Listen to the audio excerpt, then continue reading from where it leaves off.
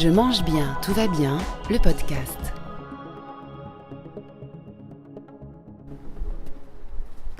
Les bruits de la ville sont très présents. Nous sommes au pied de la Tour Eiffel. Et pourtant, le chef Alain Losbar nous présente son potager. Là, nous avons des navets, du radis aussi qui est planté par ici. Là, on a du chou, chou rave. On a de la salade frisée.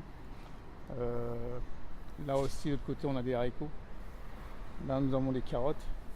Et là, on a vraiment une belle production d'aubergines. Une très belle variété d'aubergines qui est. Donc vous avez l'aubergine allongée et aussi vous avez des petites aubergines qui sont rondes comme ça. Des aubergines japonaises. Ici au total, 1200 mètres carrés de fruits, légumes et herbes aromatiques. Une production sur place qui a modifié la manière de travailler du chef. Ça me permet de changer ma façon de voir les choses et d'être beaucoup plus créatif. C'est ce qui permet de savoir exactement qu'est-ce qu'on peut utiliser, qu'est-ce qu'on ne devrait pas utiliser. Si je veux créer un plat, je dis tiens. Je vais voir le fournisseur, j'achète tant de choses. Non, le jardin me permet aujourd'hui de dire tiens, aujourd'hui c'est ce que tu as, fais avec. Va pas plus loin au-delà de ce que tu peux récolter dans ton jardin. C'est toujours plaisant, déjà le matin en arrivant, c'est vraiment un plaisir de venir parce que déjà c'est la première bouffée d'air, c'est ce que ça va me mettre en motivation et c'est vrai, venir dans le jardin, c'est aussi respirer et par la suite, la journée commence et ça me permet de voir exactement qu'est-ce qui peut être utilisé. Voir ça avec mes équipes, leur demander, leur dire faites attention, il y a telle chose dans le jardin, on va la récolter et on met ça en avant sur les formules du restaurant. Rien sur le menu, mais quotidiennement une proposition de plat ou salade du jour avec les produits du potager. Et sur la carte un message, ici vous dégustez les fruits, légumes et herbes aromatiques qui grandissent dans notre potager écologique. Dans la semaine, on arrive à avoir 2 à 3 récoltes dans la semaine.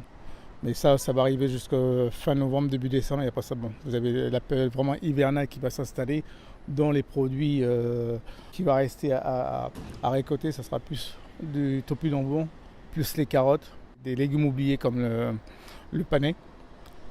Donc le radis rave, et quelques radis aussi que nous restons à récolter. Après, il faudra attendre jusqu'au mois de mars. Les formations autour de la saisonnalité, tout comme les semis ou les bacs pour les légumes, cela a été mis en place par l'entreprise Topager, spécialisée dans la création de potagers urbains. Et pour Lucie Montiou, responsable du suivi et des entretiens des jardins, l'objectif principal est de végétaliser les villes. Déjà, ça permet du coup de rapporter donc de la biodiversité, différentes espèces de plantes, différents insectes auxiliaires qui vont venir s'y installer. On parle des fois de trames vertes, donc ça permet de recréer différents petits îlots de verdure qui permettent de créer le lien entre du coup les insectes qui peuvent se déplacer de toitures ou de parcs différents dans la ville. Et puis ça permet aussi du coup de contrer les îlots de chaleur par exemple. Ça permet de refroidir la ville avec l'évapotranspiration des plantes. Ça perd énormément d'eau, donc ça permet de refroidir la ville dans les temps, surtout l'été quand il fait très très chaud. Après, ça a aussi une vocation très pédagogique, ce genre de jardin. Quand on les fait pour des clients qui ont par exemple une entreprise où on peut réaliser les animations, ça a vraiment un aspect pédagogique parce que souvent quelques bacs pour beaucoup de gens. Mais ça permet de voir aux gens qui n'ont jamais vécu par exemple à la campagne, de voir comment on sème une graine, à quel moment on récolte certains produits. Donc ça a surtout une vocation pédagogique. Après, on arrive aussi à une production qui est quand même intéressante selon les surfaces de toiture qu'on a, parce qu'on a aussi des projets qui sont plutôt orientés disons maraîchage, où on gère vraiment plutôt une exploitation pour vraiment avoir une production.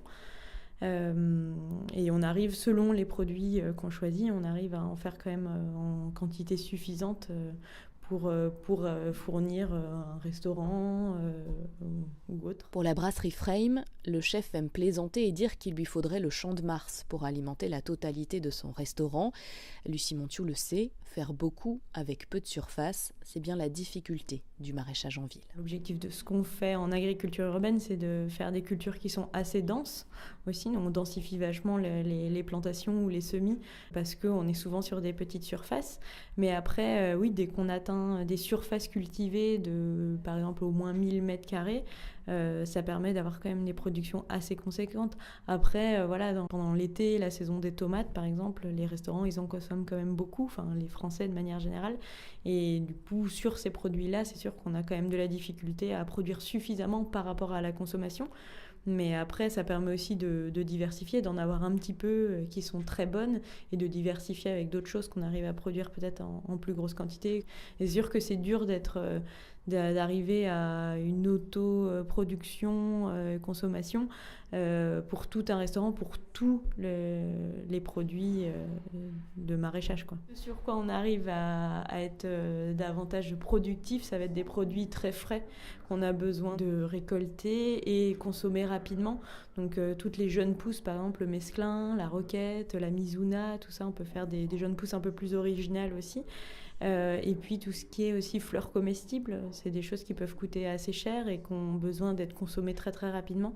Donc le fait de l'avoir sur le toit, si c'est pour le restaurant qui est dans le bâtiment juste en dessous, ça permet de le récolter et de l'utiliser dans l'heure qui suit ou dans les heures qui suivent, quoi. Et une autre récolte commence sur le potager du Frame. Entre les ruches, le poulailler et le compost écologique, quelques plantes grimpantes avec des fleurs touffues de forme conique, comme une fleur de lotus verte un peu poussiéreuse qui n'aurait pas encore éclos. Voilà, on va faire une récolte de houblon parce qu'on s'est mis en partenariat avec la société parisienne, de brasserie de Paris. Donc voilà, donc il va y avoir une première récolte qui va se faire d'ici mercredi. Le chef, Alain Losbar, l'avoue, il a hâte. Donc on est impatient de savoir quel va être le goût de la bière.